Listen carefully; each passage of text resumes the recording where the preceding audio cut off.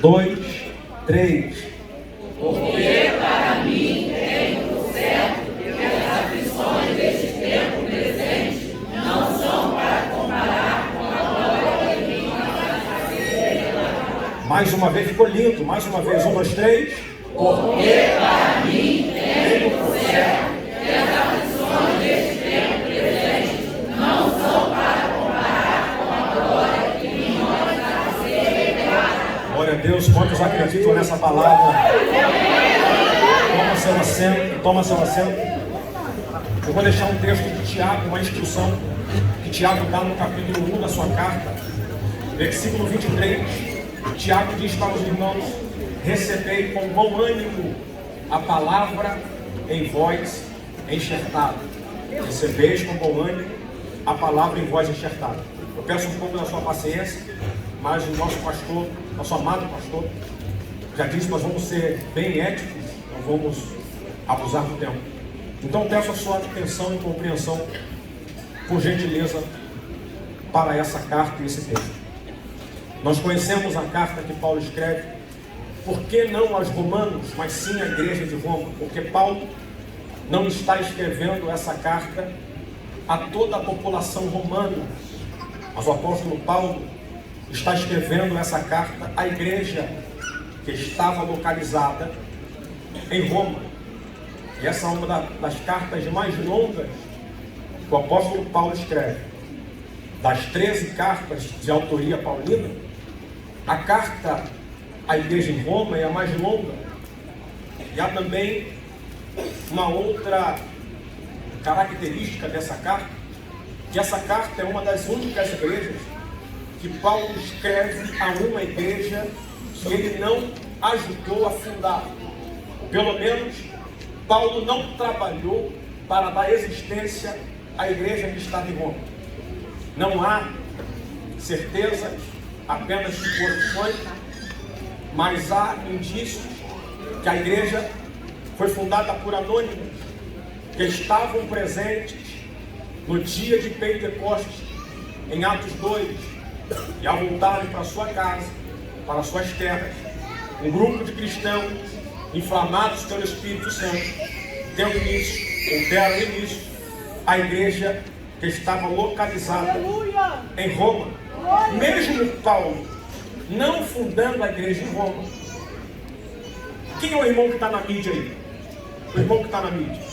Fica chateado comigo, não? Você põe para mim, capítulo 1, versículo 8 da carta à igreja de Roma, de Romanos. Enquanto ele põe aqui, escute-me por favor.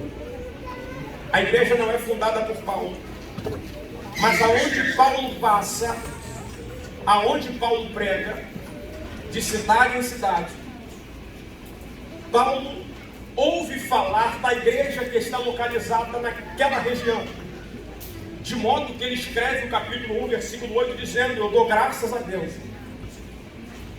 por Jesus Cristo acerca de vós, porque em todo mundo, aonde eu passo, aonde eu ando, aonde eu chego, mesmo não estando com vocês, em todo mundo é anunciada a vossa fé. O que Paulo está dizendo? Aonde eu ando, aonde eu chego, as pessoas dão bom testemunho da igreja que vocês fazem parte em Roma. Essa vossa fé aí, olha para mim e não me levem a mal. A vossa fé que Paulo está falando da igreja de Roma, não é a nossa fé que Deus vai abrir uma porta. Não é a nossa fé que Deus vai aumentar o nosso salário. Não é a nossa fé que Deus vai nos curar de alguma enfermidade. Problema nenhum nisso. Mas o que Paulo está falando da fé da igreja em Roma é que nesse período de 54 a 68 depois de Cristo, o imperador de Roma é um camarada chamado Nero.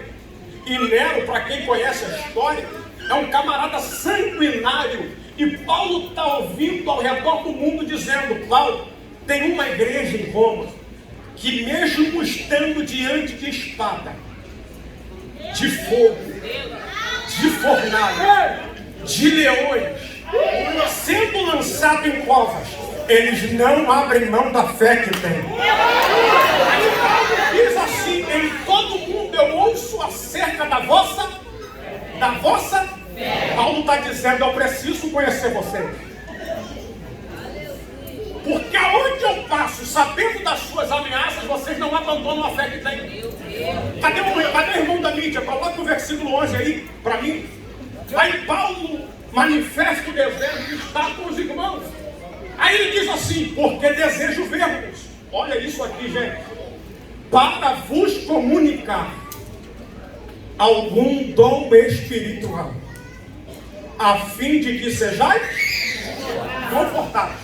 Paulo está dizendo para a igreja, vocês estão sob perigo, vocês estão em ameaça, vocês estão passando no crivo, vocês estão passando por tribulação. Eu quero estar com vocês, mas quando eu estiver com vocês, nós não vamos falar de política, nós não vamos falar do imperador que está governando. Quando eu estiver com vocês, nós não vamos falar do que acontece lá fora. O que nós vamos fazer, Paulo? Eu e vocês vamos comunicar algum dom espiritual. Felipe, é você que está dizendo isso? Não. É a Bíblia que diz, não precisa colocar. Mas Paulo dizendo à igreja que estava em Corinto, capítulo 14, versículo 26. Paulo disse, que fareis, irmãos? Quando vos ajuntares, cada um de vós tem um salmo, doutrina, revelação, tem língua, interpretação, tudo isso para a nossa edificação. Paulo está dizendo, igreja que se reúne, não se reúne para jogar conversa fora. Igreja que se reúne para edificar uns aos outros. Tem que ter salmo, tem que ter doutrina, tem que ter língua, tem que ter revelação. Olha para quem está do seu lado e diz, você trouxe alguma coisa para cá hoje? Se alguém trouxe isso para cá hoje, levanta a mão e deixa o mundo.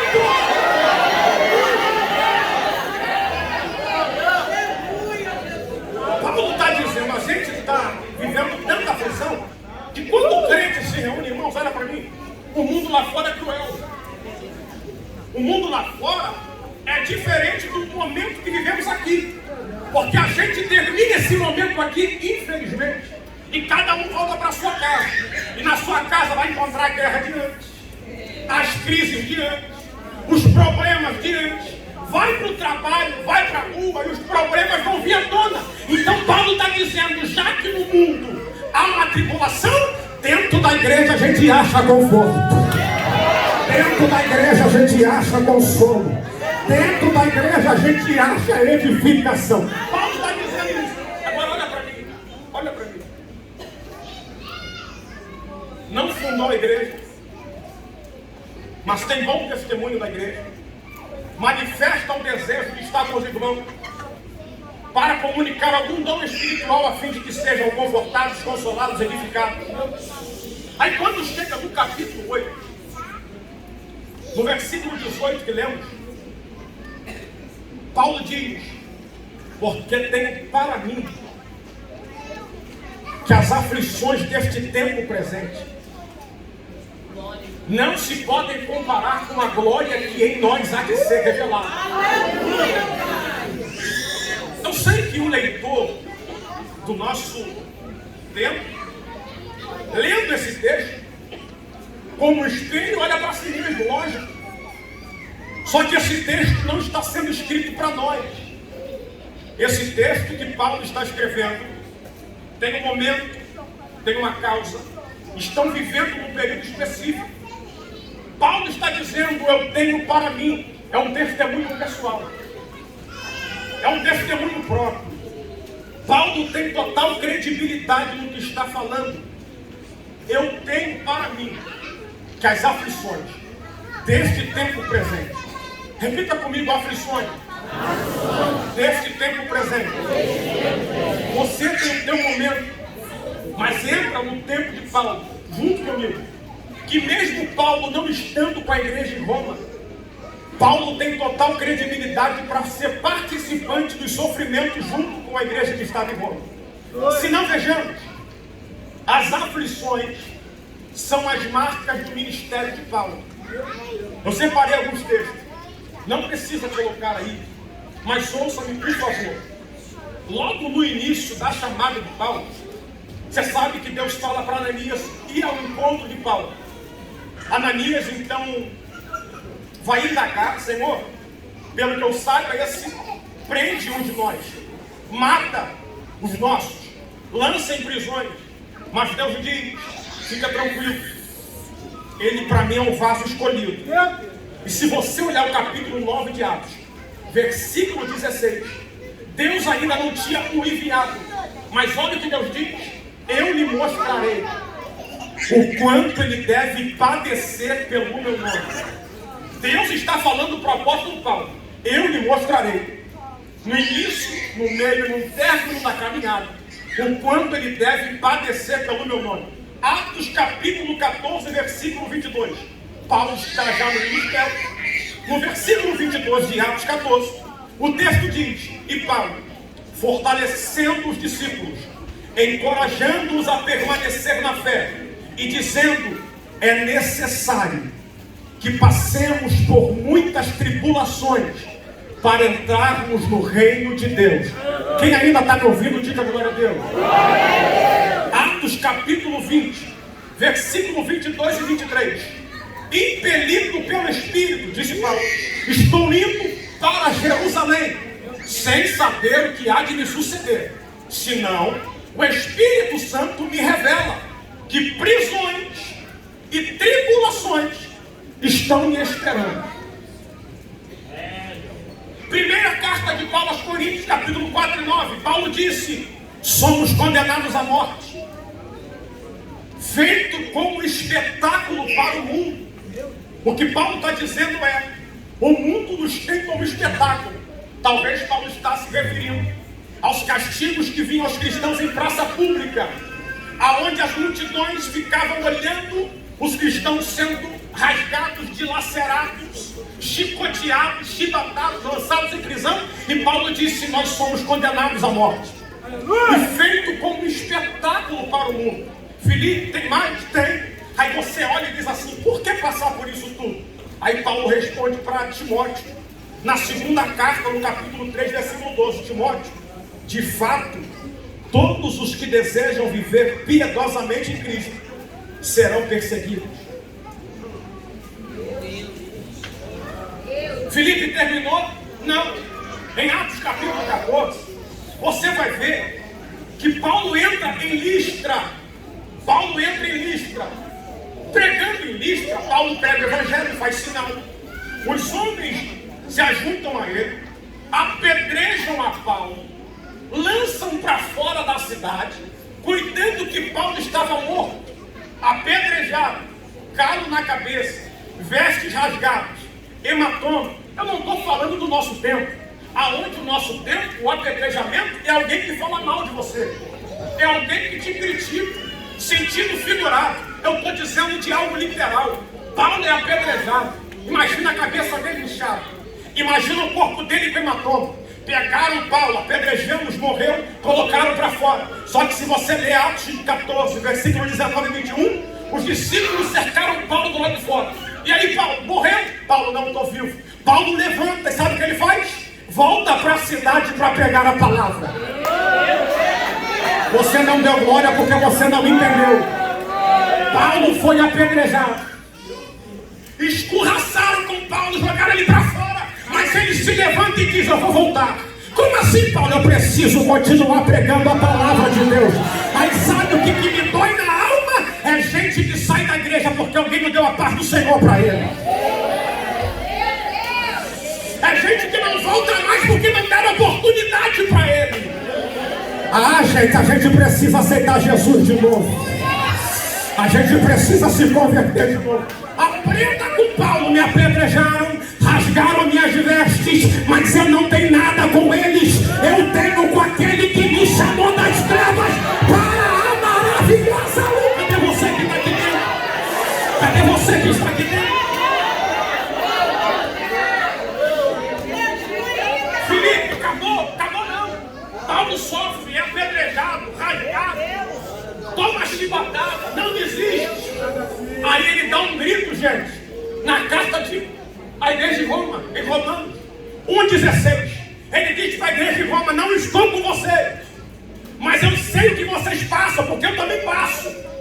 Tudo que eu passei foi por causa do Evangelho. Mas eu digo uma coisa para vocês: eu não me envergonho do Evangelho. Eu não me envergonho do Evangelho. Mas Paulo, você está sofrendo, mas eu não me envergonho. Mas estão te humilhando, mas eu não me envergonho. Por quê?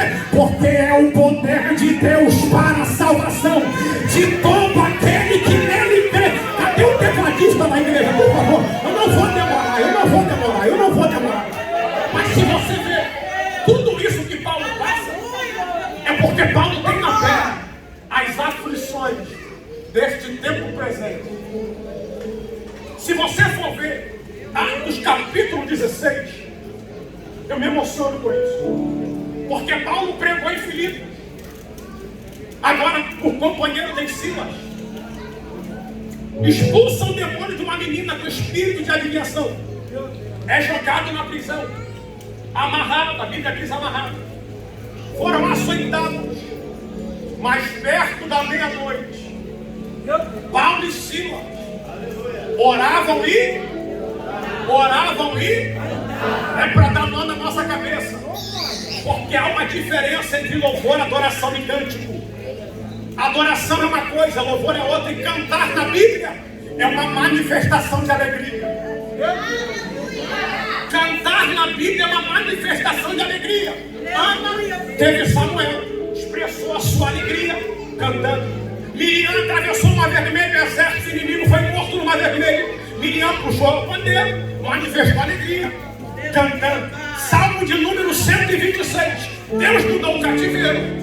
A nossa boca agora se encheu de riso e o nosso lábio de cântico, manifestação de alegria. Paulo está cantando na prisão. Como a Bíblia não diz, eu posso conjecturar. Silas, ora aí que eu vou cantar.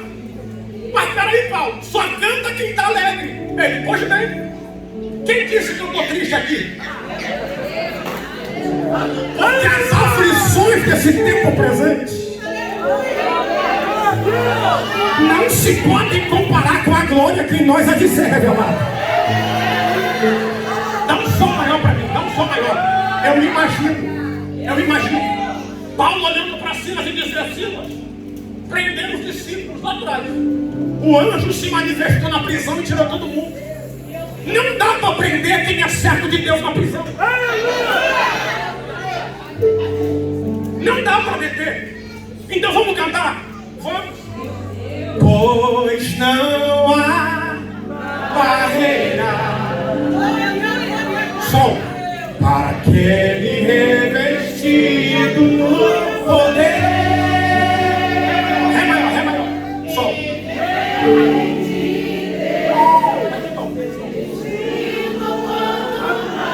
Olha, amor.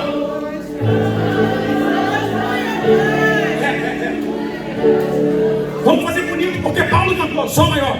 Sol, lá, ré. Vai pro sol, lá, si menor. Volta pro sol de novo.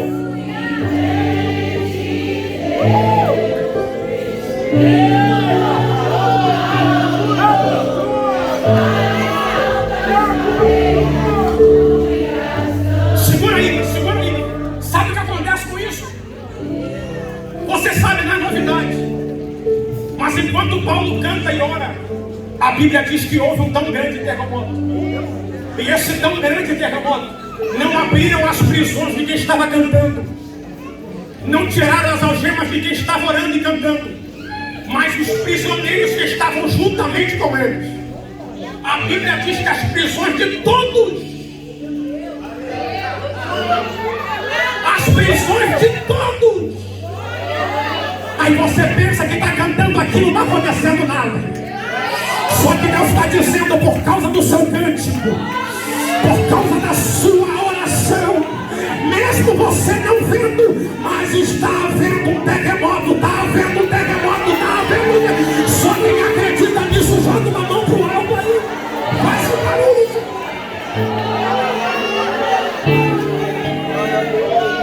Segura.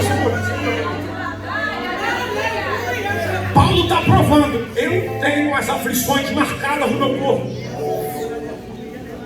Paulo tinha na pele as marcas. O imperador Nero, vou partir para o final. Não sei se você já leu sobre, mas Nero vai aplacar uma guerra contra os cristãos no período do seu governo. O que Nero fazia, Felipe? Olha para mim aqui, por favor, irmãos. Olha para mim aqui, por favor. Nero levava os cristãos, segundo a história, ao alto das masmorras na noite fria. E no alto das masmorras mandava que tirassem as vestes. E eles passavam a noite em frio. Alguns morriam, não aguentavam. Nero privava os cristãos de alimento e de comprar, dificultava o alimento para os cristãos. Isso fazia com que muitos passassem e morressem de fome. Teve uma noite que Nero fez com os cristãos tochas humanas, amarrando neles matos, galhos secos e pendurando eles nas estradas de Roma. E quem passava via Roma clara, como se fosse de dia. Mas quem fixava os olhos viam que não eram apenas tochas, mas eram tochas feitas com corpos humanos dos cristãos que eram lançados. Em um período, Nero colocava carnes de animais mortos sobre o corpo dos cristãos. E aquilo atraía as feras do campo. E eles devoravam as carnes dos animais, juntamente com as carnes dos homens e mulheres que não negavam a fé. Só que aí Paulo vem e diz para a igreja 4 perguntas. Eu sei que vocês passam aí em Roma, mas eu vou fazer 4 perguntas para você. Que diremos, pois, se Deus é por nós? Quem será contra nós? Só que ele continua escrevendo e diz: quem nos condenará? 3. Quem intentará acusação contra os eleitos de Deus? 4. Vocês acham que Nero está perseguindo vocês com espada, com nudez, com fome? Então deixa eu fazer uma pergunta: quem nos separará do amor de Cristo? Quem nos separará do amor de Cristo? A tribulação? A angústia? A perseguição? A nudez? O perigo? A fome? A espada? Como está escrito, por amor de ti? Somos entregues à morte todo dia. Somos reputados como ovelha para o matadouro. Mas eu estou certo que nem a morte, nem a vida, nem os anjos, nem os principados, nem potestades, nem o presente, nem o porvir, nem altura, nem profundidade, nem alguma outra criatura, eu tenho certeza que nada poderá nos separar do amor de Deus que está em Cristo Jesus, o nosso Senhor.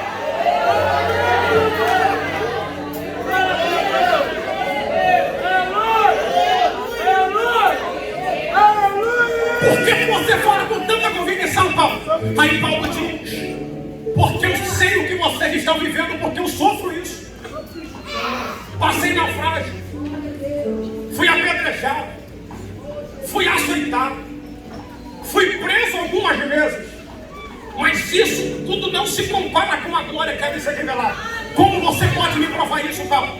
Aí parece talvez Paulo respondendo à igreja que estava em Corinto, a segunda carta, capítulo 12, ele diz: conheci um homem que foi arrebatado ao terceiro céu e viu coisas inefáveis que ao homem não é lícito falar. O que Paulo viu na eternidade, a glória de Deus, o que estava nos esperando, está nos esperando. Aleluia! Paulo considera isso uma glória que há de ser revelada. Quem tem a visão da glória não se atrasa com as coisas dessa terra. Quem tem a visão da glória não se apega com as coisas dessa terra. Paulo escreveu Colossenses capítulo 3: se vós já ressuscitastes com Cristo, se é que ressuscitastes, pensai nas coisas que são de cima e não nas coisas que são de baixo. Paulo tem certeza daquilo que viu. Aí se eu perguntasse, Paulo, O que você viu lá em Paulo, rapaz? Eu não tenho noção. Mas está lá em 1 Coríntios 2,9. Aquilo que o olho não viu,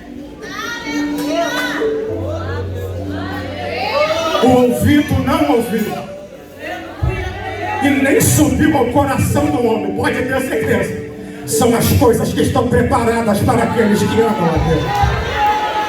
Aí Paulo fala em Filipenses capítulo 3, verso 12, irmão, pelo amor de Deus, não que eu já tenha obtido alguma coisa, mas uma coisa eu faço.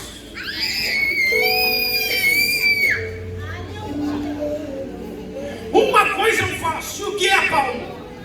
Que esquecendo-me das coisas que para trás ficam, avançando para as que estão adiante de mim, prossigo para o alvo a fim de ganhar o prêmio da chamada celestial. O que Paulo está dizendo para a igreja de Filipenses? Ei, deixa as coisas que para trás ficam e siga rumo ao alvo. Só que sabe o que Paulo está dizendo?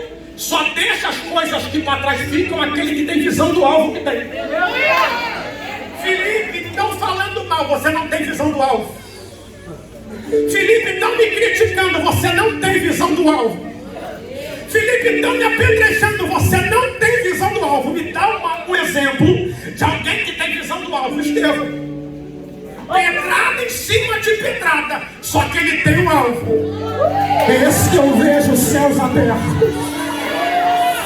Esse que eu vejo os céus abertos. Imagina alguém do lado dizendo, rapaz, eu olho para o céu e não vejo nada, só vejo o sol e a estrela. Imagina Estevão, porém eu vejo o sol da justiça e a resplandecente estrela da manhã.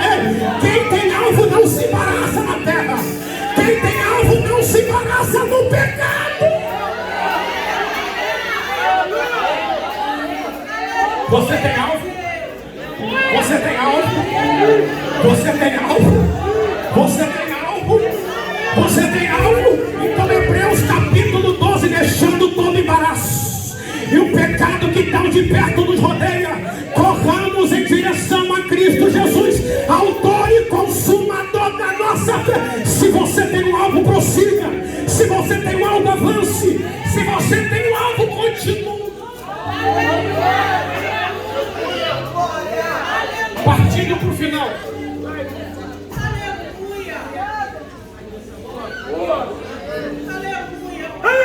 Sabe por que Paulo aguenta isso tudo? Porque ele tem visão do alvo. Ele tem visão do teu destino. Sabe por que Estevão aguentou aquilo tudo? Porque ele teve visão do destino. De modo que ele disse, Senhor, recebe o meu espírito. Agora olha para mim aqui. Quem tem visão do alvo é santificado. Porque ele diz, recebe meu espírito. Quanto a estes, perdoa. Recebe-me, mas esses, perdoa. Uma geração de cristãos que ora muito pelo contrário. Senhor, mostra que o Senhor é na minha vida. Bate ele. Mostra que tu me chamou, mostra para ele. Me coloca no palco e ele no público. E ele vai ter que me aplaudir. Jesus está dizendo, se converte, meu filho. Porque quem recebe pedrada e olha para o céu, perdoa quem está apedrejando. Perdoa quem está apedrejando. Perdoa quem está apedrejando.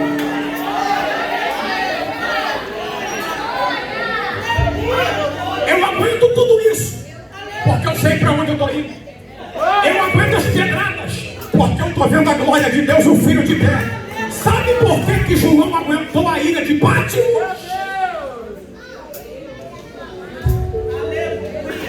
Porque a pele doeu, o estômago doeu de fome. Só que ele disse, eu, João, estava numa ilha chamada Patmos, por causa da palavra de Deus e de Jesus Cristo. Quando ouvi uma voz que dizia atrás de mim, João,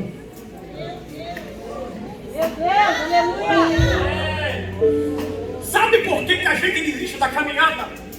Desculpa falar isso aqui. É porque a gente não tem visão da glória.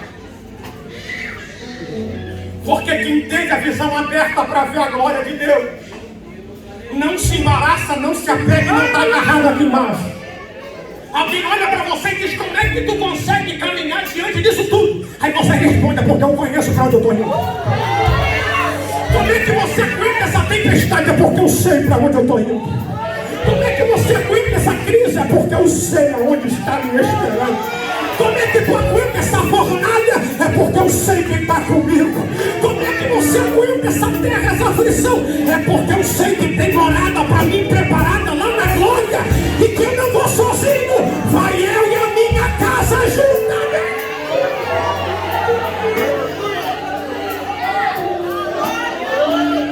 Eu termino aqui. O varão da mídia, por favor. Romanos 8. 22. Romanos 8, 22. Olha isso aqui. Porque sabemos que toda a criação, geme. A criação, o que Deus criou debaixo da terra, até o dia, o grande dia, enquanto ele não chega, a criação está gemendo, a terra está tremendo, o mar está revolto, a humanidade está virada de ponta cabeça, a criação geme. Versículo 23. E não só elas, mas nós, que temos as primícias do Espírito, também gememos, esperando a adoção, a saber, a redenção desse povo. A terra está gemendo. Nós estamos gemendo, esperando. Vem logo. Volta logo. Versículo 24, por favor. Porque em esperança fomos salvos. A esperança que se vê, que se não vê. A esperança, porque alguém vê. Como também espera. 25, olha isso aqui. 26. E da mesma maneira, o Espírito nos ajuda em nossas fraquezas, porque não sabemos como havemos de pedir, mas o mesmo Espírito intercede por nós com... A terra está gemendo, nós estamos gemendo, e o Espírito está gemendo. Olha para mim aqui, para me encerrar. Se a terra chega esperando aquele grande dia, nós estamos gemendo, esperando a adoção de corpo. Você acha que o Espírito está gemendo por causa de quê? Ele intercede por nós. Olha para mim, irmãos. Se põe no nosso lugar. O Espírito não vai interceder para Deus me dar um carro novo. O Espírito não vai interceder para Deus me dar uma casa nova. Não. Sabe que gemido é esse? Está lá em Apocalipse capítulo 22. O Espírito e a noiva dizem. O Espírito e a noiva dizem. O Espírito e a noiva dizem. Sabe que gemido é esse do Espírito? Eu peço licença para ele para entrar nessa intimidade. É o Espírito dizendo: Pai, eles não aguentam mais. Toque essa trombeta que eu estou pronto para levar eles. Toque essa trombeta que eu estou pronto para arrebatar a igreja. Eles estão gemendo lá embaixo, mas eu só preciso de uma ordem tua para dizer: Maranata, ora vem, Senhor Jesus. Cadê você que está gemendo por esse dia? Cadê você que está esperando por esse dia? Cadê você que tem esperança nesse dia? Oh glória! Oh glória!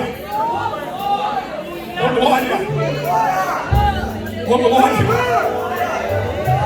Oh glória! Oh glória! Oh glória! Oh glória! Oh glória! Oh glória! Se você tem o Espírito Santo dentro de ti, primeira carta de Paulo, Coríntios 3,16. Não sabeis vós que sois o templo do... Se você é templo do Espírito, o Espírito está aí dentro. Se o Espírito está aí dentro, você tem que ter saudade de casa. Se você não tem saudade de casa, desculpa, o Espírito não está aí. Porque onde o Espírito está, há um gemido dizendo: volta logo, Jesus. Volta logo, Jesus. Volta logo, Jesus. Volta logo, Jesus. Volta logo, Jesus. Volta logo, Jesus. Me leva para casa logo, Jesus. Me leva para casa logo.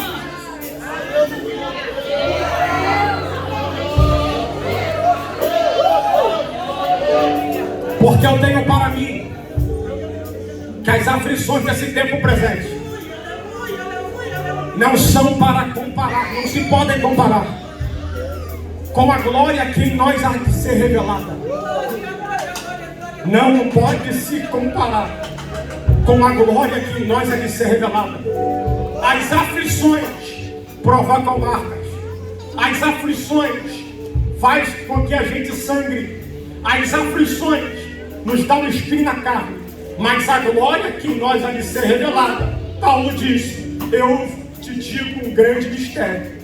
Nem todos dormiremos, mas seremos transformados num abrir e piscar de olhos. Sabe o que Paulo está dizendo? Quando a trombeta soar, seremos transformados. As marcas que foram causadas na terra desaparecerão. As lágrimas que você derramou aqui serão enxugadas.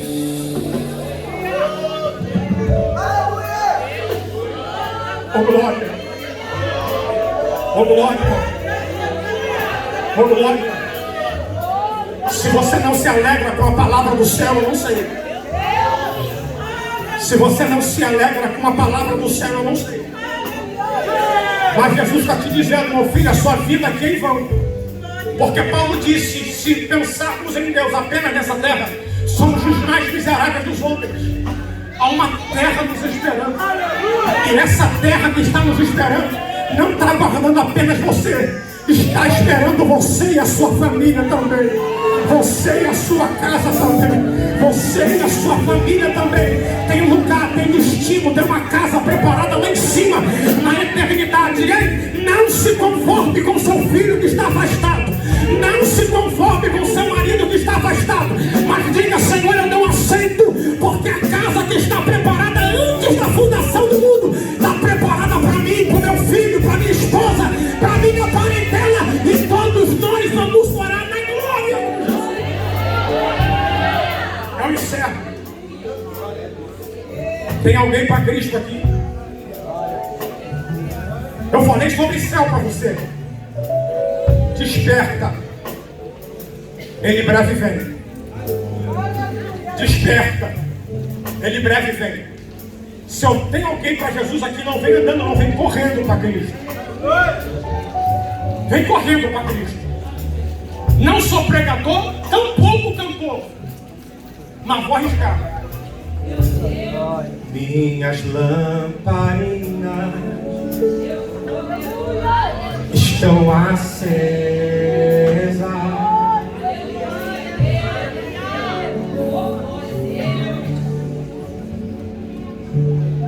Só estou esperando o barulho dos teus passos em direção à porta.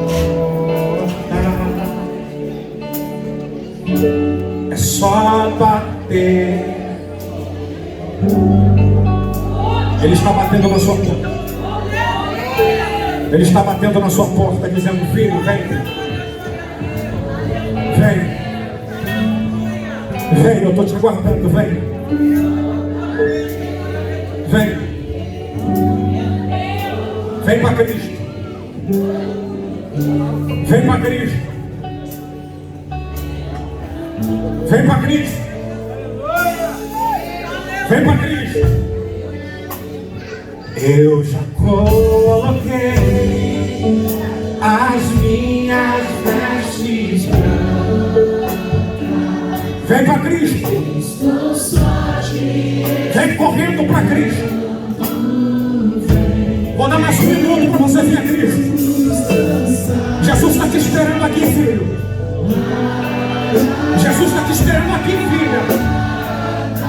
A terra não é o seu lugar é o céu. Vem para Cristo. Está terminando um minuto. Não tem ninguém para Cristo. Não tem ninguém para Cristo.